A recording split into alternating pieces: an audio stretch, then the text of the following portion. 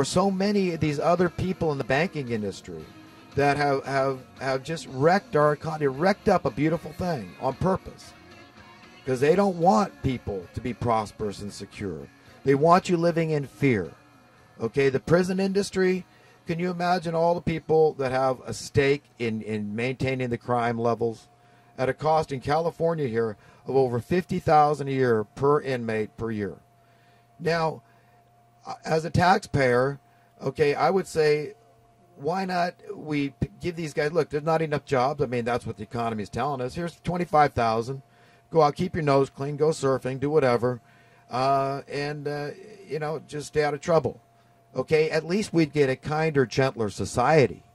Okay, and like I said, it's not laziness, it's not unwillingness to work that is the problem here. And people getting laid off in droves, we've all seen it happen over a long period of time now, and the job market is still very weak, and wages are very stagnant, to say the least.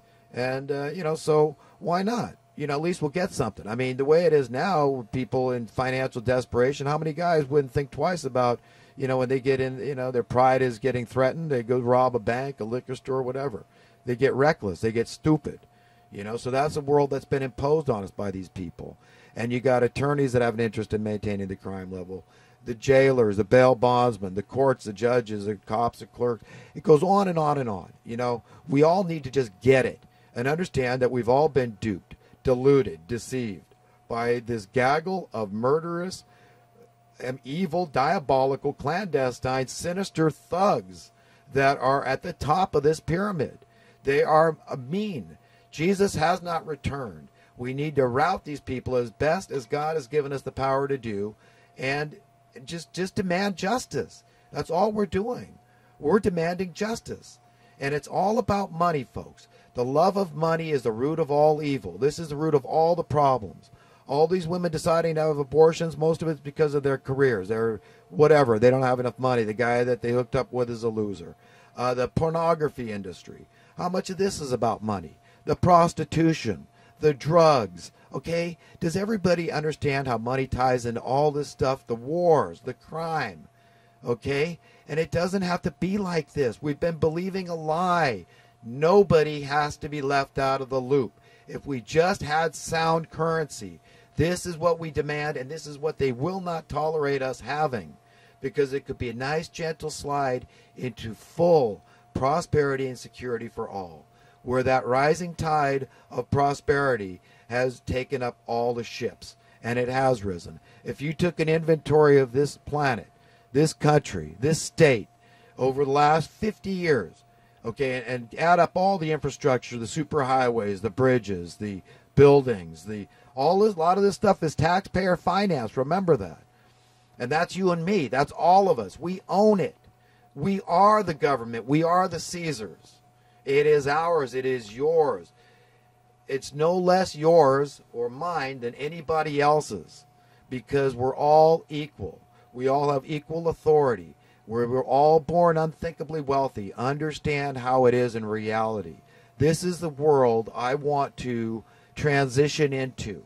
Okay, this is the world I want us all to demand, because this is the only place you will have true freedom, true liberty, and true justice. You will be out of fear. What is being out of fear? It means feeling secure. Okay, because so much of fear is predicated upon insecurity. And it's through finances. It's through this trickery, through this monetary-based reality that's been foisted upon us. We've all been just brainwashed and inculcated into believing that somehow we can't live without this system. It just, I don't know. I mean, this guy on the talking on the camera, he lacks common sense. He's a utopian. He's an idealist.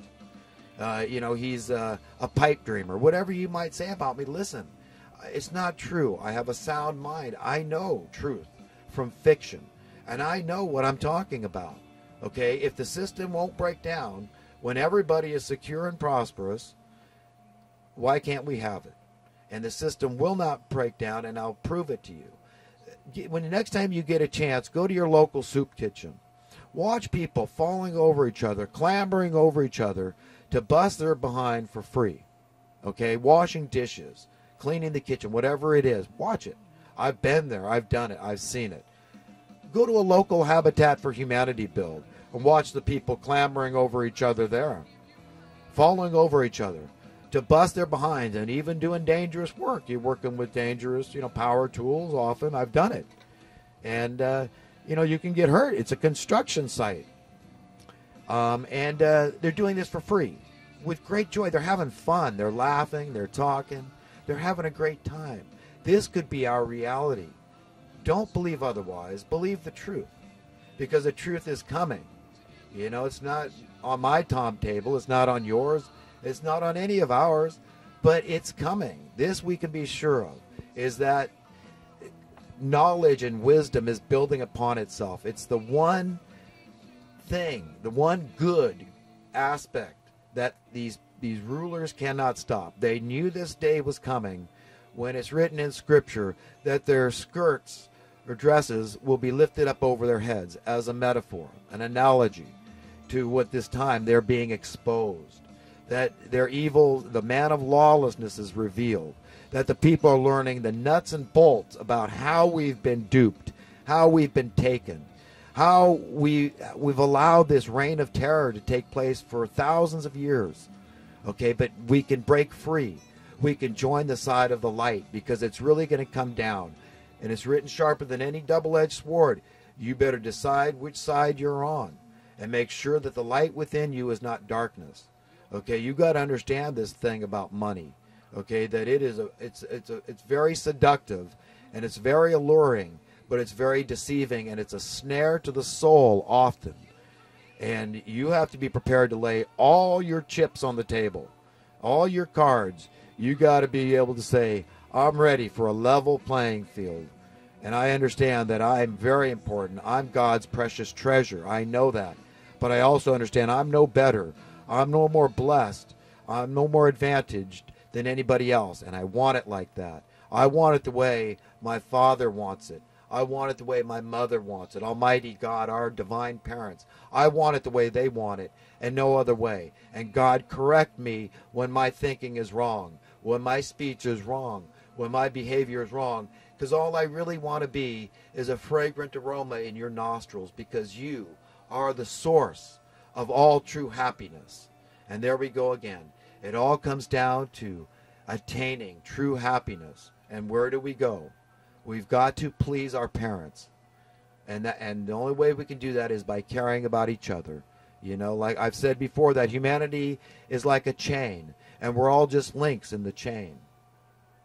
And we've got brothers and sisters that are stronger, and we've got brothers and sisters that are weaker. Regardless, we're all of one family, and we've got to care about each other. And this is the only way we can have happiness. And by saying we care about each other, it means we love each other, that we are willing to walk a mile in each other's shoes, to experience firsthand the plight of another brother or sister, another member of our family of humanity. Okay? This is it. This is the way it's got to be. And you'll never find true happiness unless you're really ready to follow those rules. And this is the way it is. It's like the laws of the universe, the laws of karma, whatever you want to call it. It's as you sow, so shall you reap. It's very fair and just and right. There will come a point, it is written, when Jesus returns and he comes with this huge throng of angels from the four winds of heaven, these elect angels, and he cleans up the joint.